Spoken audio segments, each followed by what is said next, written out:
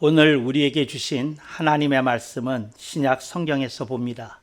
신약 성경 115쪽 누가복음서 12장 32절 말씀을 장성 목사가 풀어서 번역한 연역본으로 봉독합니다. 여러분들은 필히 나중에 다른 역본들과 대조해 보시면 연역본의 아름다움을 느끼시라고 분명히 믿습니다. 봉독합니다. 적은 무리여 무서워 말라. 너희에게 그 나라를 주시는 것이 너희 하늘 아버지의 환희이니라. 아멘. 오늘 우리는 성령님 아래 성경비에 하나님의 말씀을 듣기를 원합니다. 오늘 여러분들이 주목하실 설교 제목은 예수님은 우리를 보고 적은 무리라고 하십니다 입니다. 제가 지난주에 성대 고장이 났습니다. 그래서 예배 드리기 전에 거의 말을 할 수 없는 상황이었습니다. 그런데 제가 그때 이렇게 기도를 드렸습니다. 하나님, 제가 만일 오늘 이렇게 성대 고장이 계속 이어지게 되면 제가 그 필리핀의 선교지에 가지 말라는 신호로 받아들이겠습니다. 그러나 제가 설교 때 무난하게 설교를 하면 제 컨디션이 이럼에도 불구하고 그 필리핀에 다녀오라는 뜻으로 알겠습니다. 근데 신기하게도 설교 때 목이 풀어졌습니다. 그래서 제가 설교를 약간 조금 여러분이 듣기에 덜 맑은 소리이지만 여러분들이 무난히 설교를 들으실 수 있었습니다. 그리고 다시 목이 잠겼습니다. 그렇지만 이제 설교를 무난하게 할 수 있었으므로 저는 필리핀에 다녀왔습니다. 필리핀 남부의 세부라는 곳에 태풍이 몰아쳤습니다. 그런데 저희가 거하는 숙소는 조금 내륙 쪽으로 들어와 있어서 이제 태풍의 강한 바람은 느꼈지만 그다지 이렇게 선교지로 다니는데 큰 지장을 느끼지 않고 지낼 수 있었습니다. 그리고 다시 거기서 기도했습니다. 하나님, 제가 어떻게 하는 게 좋을까요? 그랬더니 하나님이 그 선교지에서 예정이 되었던 예배 마치고 중요한 분들에게 인사드리고 너는 즉시 귀국하도록 하라. 그래서 제가 주일날 밤에 떠났다가 이제 여러분이 아시는 대로 이제 화요일날 저녁쯤 제가 돌아왔던 것을 여러분이 아시리라 믿습니다. 그 덕분에 비행기표 한 장 그냥 날렸습니다. 근데 그 출입닷컴을 통해서 샀는데 이제 그런 경우 그 캔슬하면 돈 거의 못 받는 게 아니라 완전히 못 받더라고요. 그렇게 다녀왔다 하는 말씀을 드립니다. 오늘도 목이 온전치는 않은데 제가 느끼기에 지난주보다는 좋습니다. 한 70에서 80% 언저리가 아닌가 이렇게 생각이 됩니다. 제가 이렇게 성대에 고장이 나서 말을 못 해본 건 평생 처음 있는 일이었습니다. 그래서 여러분들도 조금 걱정을 하셨겠지만 저에게도 두려운 일이었습니다. 근데 제가 이제 성대 고장이 났을 때 그게 그 자체가 두려웠다기보다 무슨 메시지를 놓치고 있는 것인가? 이제 그런 것을 생각하느라고 내가 놓치고 있는 메시지에 대해서 생각하느라고 두려운 마음이 있었다 하는 것을 말씀드리려고 합니다. 그리고 이제 돌아오니까 즉시 설교해야 되잖아요. 이게 누가복음서 12장 32절 말씀이 제가 오랫동안 품어왔던 말씀입니다. 그러니까 설교하기 위해서 풀려왔던 건 아니고 제가 신학교에서 조직신학을 가르칠 때 제가 그 독특하게 성경을 해석을 하는 그 한 100대 명제가 있었는데 그 100대 명제 중에 이게 하나입니다. 그러니까 그 100대 명제라는 건 뭐냐면 이건 토의할 만한 주제다. 이건 논쟁이 일어날 만한 주제다. 그렇지만 이건 심도 있게 그 성경적으로 신앙적으로 신학적으로 검토되어야 될 주제다. 그런 걸 제가 한 100대 이렇게 골라놓고 그걸 가르쳤는데, 다른 사람들은 제가 제시한 명제에 특별히 반박하지는 못하면서도 처음 듣는 거라고 사람들이 거부 반응을 일으키고 경원시했던 것을 제가 기억합니다. 그렇지만 이제 이 말씀을 우리나라가 거의 그 좌파에 넘어간 이 지경이 되면서 특별히 이 명제가 강하게 어필되어서 이렇게 제 가슴 속에 있는 것을 느끼게 됐습니다. 오늘 누가복음서 12장 32절에 예수님은 무리를 향하여 말씀하시는데 이렇게 얘기합니다. 적은 무리여. 그러니까 여러분들은 32절에 속게 됩니다. 여러분 어떻게 생각하냐면 뭐 한 수십 명 정도 모였나 보네. 그렇지 않으면 10명 모였던가. 이렇게 여러분들이 생각하실 것입니다. 그래서 여러분들은 이 글자에 속아요. 근데 이 글자에 속지 않으려면 단락을 읽어야 됩니다. 근데 이 누가복음서 12장 1절에 예수님이 뭐라고 말씀하시느냐 하면 거기에 수만 명이 운집에 있었어요. 여러분은 이스라엘 인구에서 수만 명이 차지하는 비중을 아십니까? 그 예루살렘 인구의 거의 절반 정도 되는 숫자거든요. 수만 명이라고 그러면. 근데 그런 사람들이 운집에 왔다. 예수님 말씀을 드리려고 그 산에 모였다. 그겁니다. 오늘 누가복음서 12장은 산상보훈의 누가복음 버전입니다. 근데 그 말씀을 하는데 그렇게 수만 명이 모였다는 거예요. 수많은 사람들이. 그러니까 수만 명이 모였다는 것을 보니까 이것이 들판이었다는 것을 가늠케 합니다. 그리고 이것이 산상 보훈이니까 예수님은 약간 조금 돋아오른 그 언덕 위에서 말씀을 선포하신 것이 됩니다. 그러니까 예수님은 고지대, 예수님 바로 아래에는 제자들이 앉아 있고 또 수종 들고 있고 또 그 밑으로 수많은 무리들이 있는 겁니다. 그래서 예수님이 말씀하시는데 그 수만 명의 사람들에게 이렇게 말씀이 들리도록 바람도 도와주고 또 예수님의 그 초자연적인 어떤 능력도 한몫하지 않았는가 이렇게 생각이 되어집니다. 그래서 수만 명 사람이 모였고 아마 이스라엘 역사에서 선지자들이 이렇게 이스라엘 민중을 한 자리에 모아서 기도했던 미스바 대회 같은 거를 빼면 거의 없는 사건이거든요. 근데 예수님께서 그 수만 명을 향하여 뭐라고 말씀하느냐? 적은 무리여 무서워 말라. 이게 말이 안 되잖아요. 말이. 수만 명을 보고 적은 무리여 무서워 말라. 요거 참 희한한 말입니다. 그래서 여러분들이 어떤 책을 읽든지 성경의 어떤 단락을 읽든지 할 때에 여러분들이 조금 더 전후 좌우 관계를 조금 세심하게 들여다볼 필요가 있습니다. 네, 이게 굉장한 의미거든요. 그래서 제가 100대 명제 가운데 1번이 적은 무리입니다. 네, 적은 무리라는 말 무슨 말이냐 하면 교회 다니는 교인이 세상에서 소수라는 뜻입니다. 여러분, 우리가 유럽화되어 있거든요. 우리들의 사고의 일부가. 그래서 제가 이제 세계사를 배울 때 되게 불편했어요. 세계사를 중학교 때 한번 배우고 미국에 가서 세계사를 배우는데 되게 불편했어요. 왜 불편했느냐 하면 특히 미국이라는 그 시스템 안에서 고등학교를 다니다 보니까 거기서 가르치는 내용이 이게 백인 위주, 좀 더 정확히 말하면 유럽 사관 위주인 걸 알겠더라고요. 그래서 열이 굉장히 받았어요. 그래가지고 제가 영어도 못하는데 뜻은 잘 알아듣잖아요.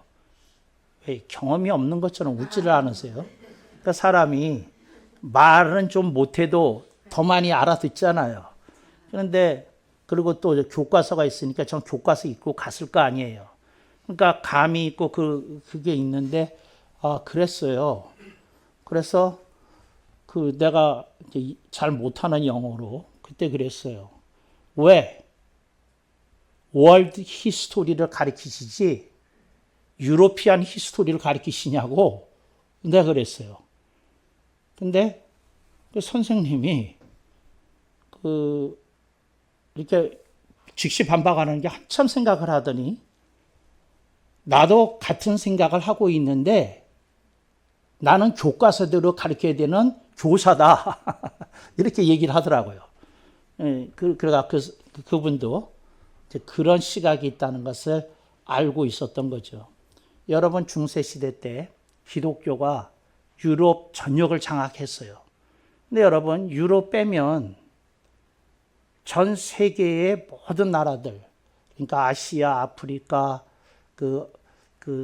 북미, 남미, 그리고 오세아니아 전부 복음이 들어가지 않은 상태였거든요.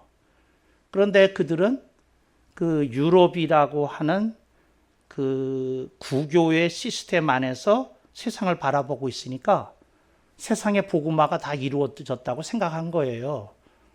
그래서 우리들이 그런 생각을 가지는데 아니에요. 교회 다니는 교인은 소수입니다. 그러니까 교회 안 다니는 사람이 훨씬 더 많습니다. 그러니까 무슨 말이냐면 다른 종교를 믿는 사람들도 포함시키기에 그렇습니다. 다른 종교를 믿는 사람들은 사찰에 가거나 성원에 가거나 그러지 않겠어요? 그러니까 교회 다니는 사람은 아니잖아요. 그러니까 예수 안 믿는 사람이라고 우리들이 얘기를 할 때에 난 크리스찬의 범주 속에 타 종교인들도 들어간다는 거 기억하시면 우리들이 소수라는 걸 기억하게 됩니다. 예수님은 그래서 이 말씀 쓰신 거예요. 얘들아, 세상에서 너희는 소수다. 그걸 기억하고 살라. 그러니까 여기 이 수만 명의 숫자에 운집한 것에 너희들이 속으면 안 된다. 그 말씀을 하고 계셨던 거예요. 그게 소수입니다. 두 번째로 예수님이 적은 무리라는 말을 가끔씩 쓰는데 이게 무서운 말이에요. 이게 무슨 말이냐면 교회 다니는 사람 중에 구원받는 사람이 소수라는 뜻입니다. 그러니까 교회 다닌다고 다 천국 가지 않아요. 미안해요. 내가 이렇게 얘기를 해서. 교회 다닌다고 다 다니지 않아요. 왜냐하면 제대로 된 신앙이 아니라면 그 사람은 교회 다니는 교인이지 하나님의 구원을 입은 성도라고 말할 수 없거든요. 그러니까 예수는 그 얘기한 거예요. 야, 교인이 사회 속에서는 소수고 교회 속에서 진짜 소수가 있는데 그게 성도다. 구원받은 사람이다. 이제 이러는 거예요.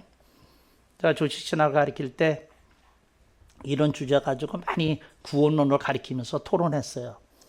근데 학생들이 가장 흔히 하는 질문이 이거예요. 구원받은 사람과 구원받은 사람이 아닌 사람의 차이가 뭡니까? 하고 물었어요. 근데 이건 내가 가르쳐 드렸는데 기억하시죠? 이거 6글자가 들리네요. 들은 것도 같고. 여러분의 특징이 그거예요. 안 들은 것 같고 한 적은 한 번도 없어요. 들은 것은 같아. 근데 말하려고 그러니까 뭐지? 이제 이렇게 되는 거예요. 왜 안 웃어요? 웃으라고 한 얘기인데. 근데 구원받지 않는 사람의 가장 두드러진 특징 하나만 기억하면 좋겠어요. 뭐냐면 죄를 짓고도 뻔뻔해요. 또 하나, 죄를 짓고 합리화시켜요. 그때는 내가 그럴 수밖에 없었어. 당신이 이해해줘야 돼. 너희들이 이해해줘야 돼. 아내나 친구한테 이딴 소리예요. 죄를 합리화해요. 양심의 가책이 강렬하지 않아요. 구원받지 않는 사람은 자기가 죄를 범했다, 잘못했다 알아요. 인지해요. 그 인지가 안 되면 문명인이 아니거든요. 교양인이 아니거든요. 상식인이 아니거든요. 그거 모를 리가 있겠어요? 학교에서 윤리 도덕만 배워도 그 정도는 감지할 수 있어요. 본인이 알아요. 근데 낯이 두꺼워요. 그래서 그렇게 심한 가치를 안 받아요.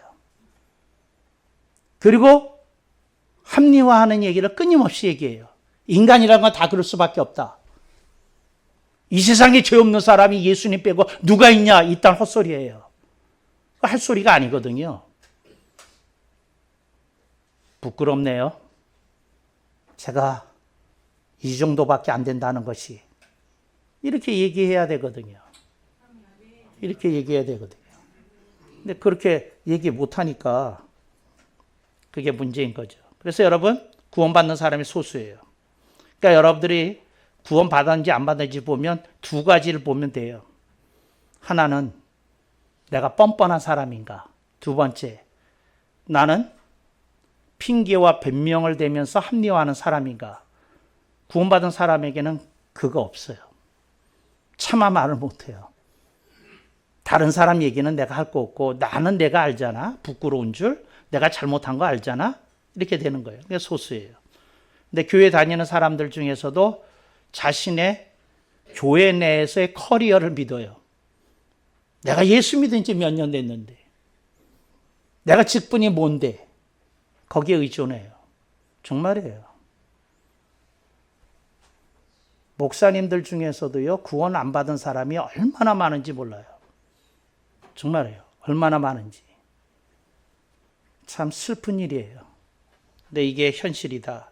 그래서 예수님이 적은 무리여 이렇게 얘기하는 거예요. 교회 다니는 교인이 소수이고 구원받은 성도가 소수라고 말씀하시는 거예요. 그 다음에 세 번째 주님이 적은 무리여 말씀하신 뜻이 있어요. 성도 중에서 빛과 소금처럼 사는 사람이 소수라는 거예요. 그래서 처음 수수는 뭐라고요? 다수가 아니라는 의미에서의 소수였어요. 근데 두 번째 소수는 소수 중에 소수니까 이건 중소수예요. 그런데 성도 중에서도 주님이 보시기에 빛과 소금이 되는 사람을 찾으려고 그러면 너무 찾기 힘드니까 이렇게 되면 극소수가 되는 거예요. 기독교의 복음이라고 하는 것은 우리에게 극소수의 정예가 되도록 이렇게 명하시는 거예요. 얘야, 나는 네 인생에 기대를 걸고 싶다. 나는 네가 소수에서 벗어나 중소수가 되고 중소수에서 벗어나 극소수가 되기를 원한다. 그런 애정이 담긴 말이에요. 본문 다시 들어보겠습니다. 적은 무리여 무서워 말라. 극소수여 무서워 말라. 이 얘기예요. 극소수요. 신앙의 정예들을 향해서 하는 말씀입니다. 세계의 특수부대들을 유명한 부대들이 있거든요. 그러니까 미군의 알파 부대라든지 영국군의 SAS라든지 한국군의 707 특임대라든지 세계적인 특수부대들이 있거든요. 근데 그 특수부대에서 훈련을 시킬 때 그 목표가 있어요. 그러니까 그 특수부대원들을 인간 병기화하는 그런 거는 유격 훈련을 통해서도 다 이루어지는 것이고요. 그거보다도 특수한 목적이 있어요. 그게 특수한 목적이 뭐냐면 특수부대원 한 명에게 중대에 들어가는 시간과 물질을 투자해요. 그러니까 정말 일당백의 용사로 키우는 거죠. 여러분, 하나님이 여러분들에게 SAS가 되라고 707 특임대가 되라고 명하고 계시는 중입니다. 신앙의 정예가 되라. 그 시시껄렁한 사람의 대열에 쓰지 말라. 넌 나와라. 이렇게 얘기하는 거예요. 나와라. 정말이에요. 나와라. 그거 안 나왔으면 어떨 뻔했어요. 저는 공수 훈련은 못 받아봤는데 그 유교 훈련은 받아봤어요. 미군의 보병 훈련은. 근데 사람을 거의 죽이더구만요. 그 보병 훈련이라는 게. 와, 거의 죽이더라고요. 내가 신학교 졸업하고 갔으니까 신학 석사 THM 마치고 군대 갔으니까 얼마나 경건했겠어. 아멘을 안 하시네. 근데 육군 보병 훈련 받으면서 욕이 나오더라고. 이 새끼들, 그 교관들을 향해서 하는 말이야. 사람을 진짜 죽이려고 그러네. 막 욕을 내가 영어로 얼마나 입에 달고 살았는지 몰라요. 정말이에요. 제가 어쩌다가 미국에 가잖아요. 미국에 갔는데 어떤 애들이 말도 안 되게 서비스할 때가 있거든요. 그런 욕이 나와요. 근데 신기하더라고요. 욕이 터지면 영어 액센트가 살아나더라고. 그거 왜 그런지 모르겠어요. 그래서 내가 회개를 많이 해요. 근데 그러니까 그렇게 훈련시키더라는 거죠. 그러니까 훈련의 대가는 그 교관이 그 얘기예요. 너희들이 훈련을 제대로 받는 만큼 너희들의 survival rate, 생존율이 높아진다는 거예요. 그러니까 이 훈련을 너희들이 그냥 합격하는 정도로만 받으면 전쟁에서 죽는다는 거예요. 근데 제대로 받으면 어떻게든 남는다는 거예요. 우리가 그런 훈련을 받은 사람인가 그 생각을 해보자는 거죠. 본문 말씀. 적은 무리여. 내가 아끼고 기대하는 최정의 성도들이여. 이런 의미가 애정이 듬뿍 담긴 얘기가 요 말 속에 담겨져 있어요. 와, 이게 정말 얼마나 애정이 듬뿍 담겨져 있는지 몰라요. 예수님이 이런 용어를 쓰는 걸 가장 잘 이해했던 사람이 사도 요한이에요. 요한복음 쓰고 요한계시록 쓴 분입니다. 그런데 그분이 그 성경 속에서 자기가 요한복음을 썼는데 자기도 예수님의 제자니까 등장하잖아요. 그러니까 나는 최정예다 하는 표현을 어떻게 쓰냐면 주님의 사랑을 받는 그이가 이렇게 썼어요. 그러니까 자기가 자기 이름은 안 쓰고 그냥 요한도 거기 있더라고 하는 게 아니라 제자들의 이름은 쫙쫙쫙쫙 얘기를 하고는 예수님의 사랑을 받는 그이도 있었다. 그도 있었다. 이렇게 했어요.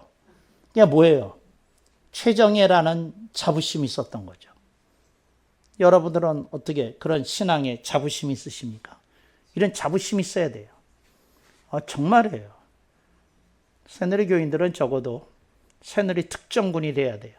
아멘. 우리가 정말 허접한 그리스도인들과 같이 이렇게 평가받는 걸 두려워해야 돼요.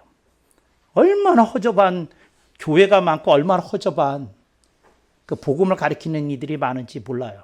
근데 우리가 적은 무리여 무서워 말라. 이게 무슨 말이에요? 내가 너와 함께 한다는 거죠. 세상 끝날까지. 네가 무엇을 하든지 내가 너에게 명한 말씀대로 살면 무서워하지 말라는 거죠.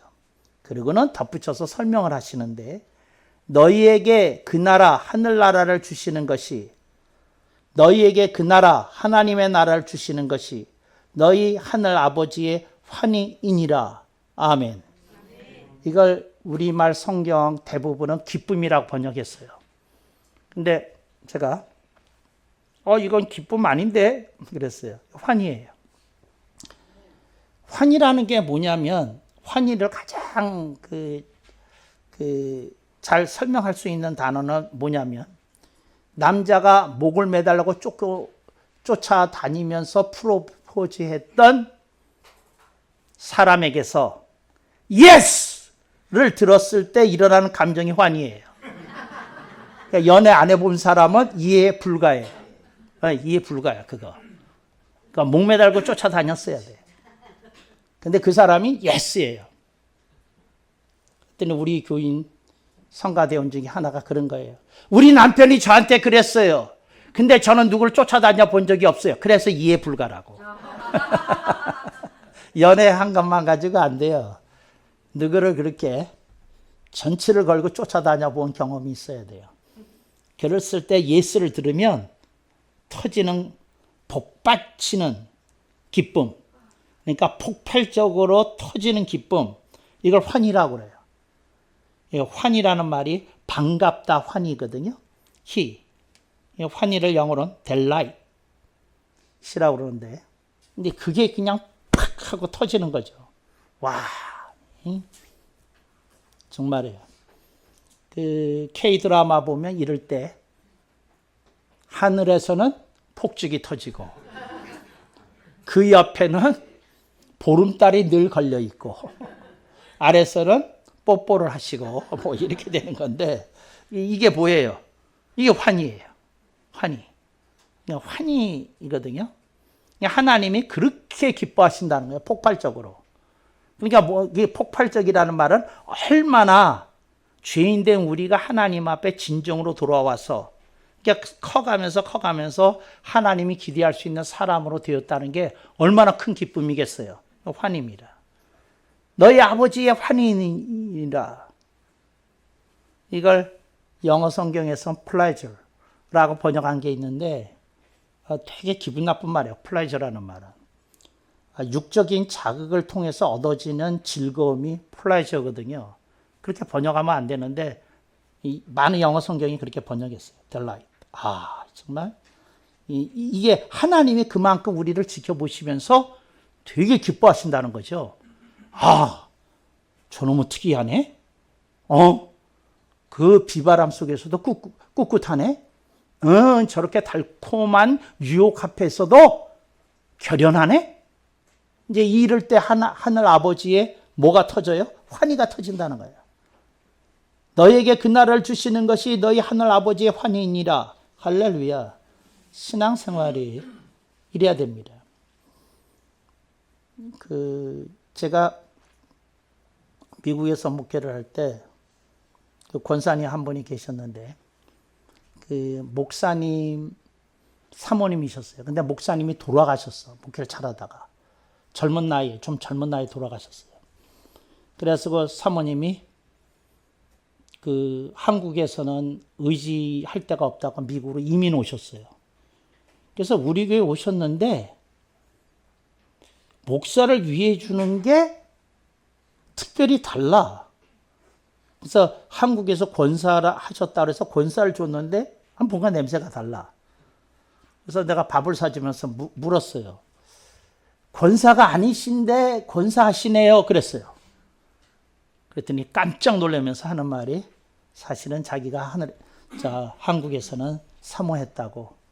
근데 이제 이렇게 목사님 사모를 하고 그러면 저갈 것 같아서 권사라고 그랬다고 그랬어요. 그래서 이제 그런데 이제 그분 얘기를 하려는 게 뭐냐면 그분이 그러니까 목사가 무엇을 힘들어하고 무엇을 속상해하고 뭐 이런 걸 아는 거예요. 그래서 이분이 늘 와서 새벽 기도 와서 기도를 할 때 그런 내용을 기도하는 거예요. 이렇게 작게 기도를 하는데 작은 목소리를 하잖아요. 사람들이 빠지고 났는데 그분 계속 기도하는 걸 이렇게 들어보면 저는 이 단상이 있고 이분은 저쪽 한 7, 8열에 앉아있고 여기 있는데 근데 제가 기도하면서도 들리잖아요. 아니, 저도 기도에 집중하고 있지만, 단상에서 기도하지만, 나를 위해서 이렇게 기도하시는구나. 이렇게 하면서 무척 감동이 됐던 일이 있어요. 그래서 제가 다시 물었어요. 그렇게 왜 기도하십니까? 목사님을 아끼고 사랑하고 뭐 그랬어요. 그랬더니 그분이 하는 말이 이거예요. 뭐냐면 자기가 미국에 와서 할 일이 아무것도 없더래. 대학을 나왔지만 영어를 잘 못하시잖아요. 그때 이미 60대셨는데. 근데 영어를 못하잖아요. 또 운전은 겨우 하시는데 얼마나 잘하겠어요. 이제 미국 온 지 1, 2년밖에 안 된 상황 속에서. 그렇잖아요. 그러니까 또 일하기도 그렇잖아요. 영어가 그러니까. 그러니까 여러 가지 상황 속에서 그러는데 그분이 생각을 했다는 거예요. 내가 할 수 있는 일이 뭘까? 기도를 하고 생각했다는 거죠. 그런데 이제 그분이 그 다음 얘기를 하려고 이 얘기를 꺼낸 건데 그분이 뭐냐면 어느 날 굉장히 울어요. 근데 여기서 이제 기도를 하는데 무슨 생각이 드는데 이분이 내가 속상한 걸 아파하면서 내 대신 우는 거예요. 나는 울지도 않고 있는데 내 대신 우는 거예요. 이게 사역자라는 게 이런 거구나. 귀한 사람이라는 게 이런 사람이구나. 그런 생각을 들었어요. 여러분, 적은 무리가 그런 사람이에요. 이게 무슨 말이냐면 세상적인 기준으로 봤을 때 내세울 게 별로 없는 사람일 수 있어요. 근데 그분이 하는 기도가 찬양이 그 헌신이 너무 귀해서 그 하늘 아버지께 환인을 드리는 쟤는 내가 남편을 일찍 데려왔는데도 굳건하네? 쟤는 어려움 속에서도 자기 할 일을 찾아서 저렇게 기도 사역을 특별히 하네? 이게 하늘 아버지의 환희 아닐까? 이런 생각이 드는 거예요. 그러니까 여러분들이 그렇게 환희를 그렇게 가지셔야 되거든요. 근데 그 환희가 여러분에게 있어야 되거든요. 어떤 분이 병을 앓고 있는데 이제 아주 유명한 멘트를 남겼어요. 제게. 뭐라고 그랬느냐면 집사님 얼마나 힘드세요. 그분이 중요한 수술을 하고 누워 있는데 근데 그분이 하는 말이 걸작이에요. 목사님만큼 아프려고요. 그러니까 여러 가지 교회 일을 하다가 힘들 때가 있었는데 그분이 그 얘기를 한 거예요. 근데 이분은 뭐지? 다른 사람의 힘든 것을 느끼고 그것을 위해서 기도하면서 사는 이런 사람들이 또 있구나. 이런 거죠. 그러니까 다시 그 사람이 다시 보이게 되잖아요. 그게 환희라고요. 너희 하늘 아버지의 환희이니라. 이게 환희라니까요. 사실은 그 하늘 아버지께는 환희지만 그런 교인들 만나면요. 저는 겁나요. 이러다가 목사보다도 더 좋은 믿음이라고 주님께 칭찬을 받는 거 아니요? 이런 생각이 든다니까요. 정말이에요. 저는 여러분에게 말씀드리지만 나는 최정예 교관의 자리를 안 뺏길 생각이에요. 미안해요. 그러니까 여러분이 저보다 믿음이 좋아져서 기도 더 하시면 제가 1분이나 더 할 거예요. 요거 봐라. 감히 어딜 넘보려고 내가 더 할 거예요. 그러니까 그게 있다고요. 밀리지 않겠다. 영적으로. 그리고 내 자리는 고수한다. 이게 있어야 되거든요. 이게 주님이 적은 무리라고 부르면서 하시는 말씀이에요. 나는 소수를 바라보고 있다.